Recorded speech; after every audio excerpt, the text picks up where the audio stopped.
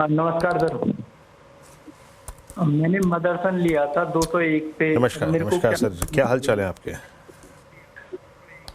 हैं ओके, देखिए sir, numbers थोड़े से कमज़ोर थे यहाँ पे, और नंबर्स पूरे बाजार की अगर आप देखें सभी सेक्टर्स में कमज़ोर आ रहे हैं, और इनकी थोड़ी कमेंट्री ठीक ठाक थी, नो डाउट। बट अब दिक्कत जानते हैं सर क्या है, थोड़ा समझ लीजिएगा, प्रैक्टिकल होकर बात करता हूँ मैं यहाँ पर। आपका एंट्री पॉइंट बहुत ऊपर का है, बहुत ऊपर का है। अब आप समझिए कि इसमें दिसंबर 2023 में इसका लेवल था 100 रुपये का। एक वर्टिकल राइज आया टूवर्ड्स 207, कब तक? जून 2024 तक।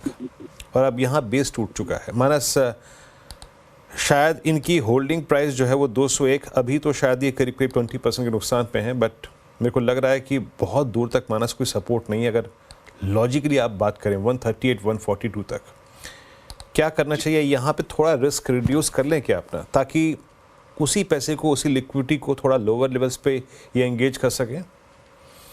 देखिए, पॉइंट ये है कि 200 डे मूविंग एवरेज ब्रेक हो गए हैं। 160 पे 50 वीक मूविंग एवरेज है, जो कि आज का लो था।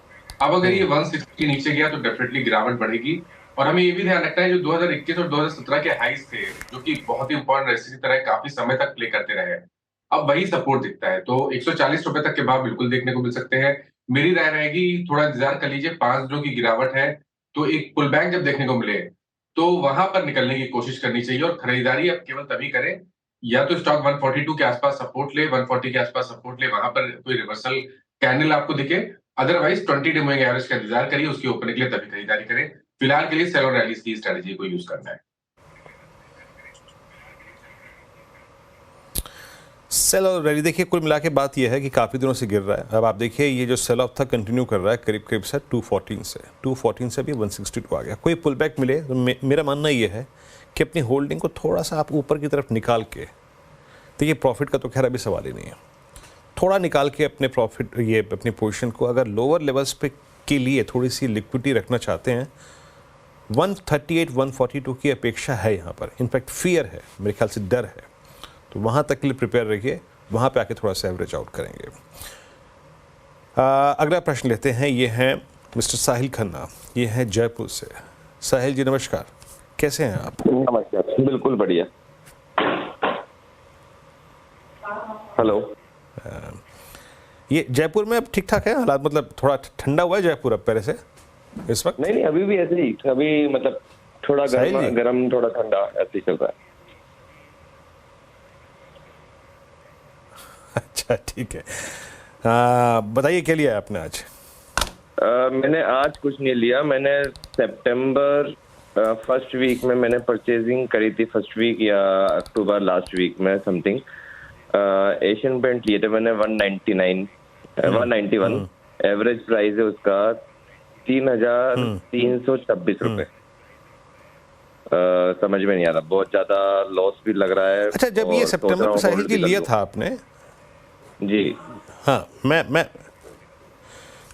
समझ गया आपकी बात। आपने जब सितंबर में लिया तो ये आपको मालूम था कि थोड़ा सा नंबर्स वीक हैं इनके, थोड़ी पेंट्स की डिमांड घट रही है, सुना भी होगा टीवी पे, और बहुत सारे कंपटीटर्स आ रहे हैं, तो ये बात आपको मालूम थी क्या, स्पेशली बिरला ऑफर्स? नहीं, मुझे नहीं मालूम था, बिकॉज मैंने जब लिया था ये 3200 समथिंग का लिया, फिर मैंने इसको सेल आउट किया, मैंने प्रॉफिट बनाया, फिर मैंने वापस से परचेज किया और वो एकदम से डाउनफॉल आ गया।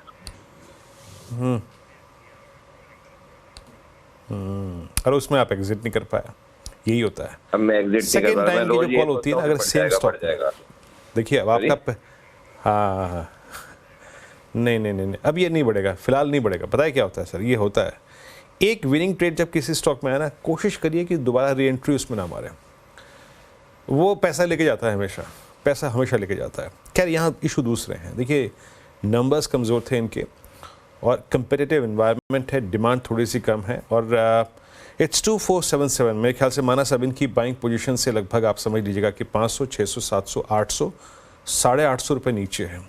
अब कटेगा भी नहीं इनसे। ये क्या करें एशियन पेंट्स पे, ये इसी पोजीशन को होल्ड करें क्या?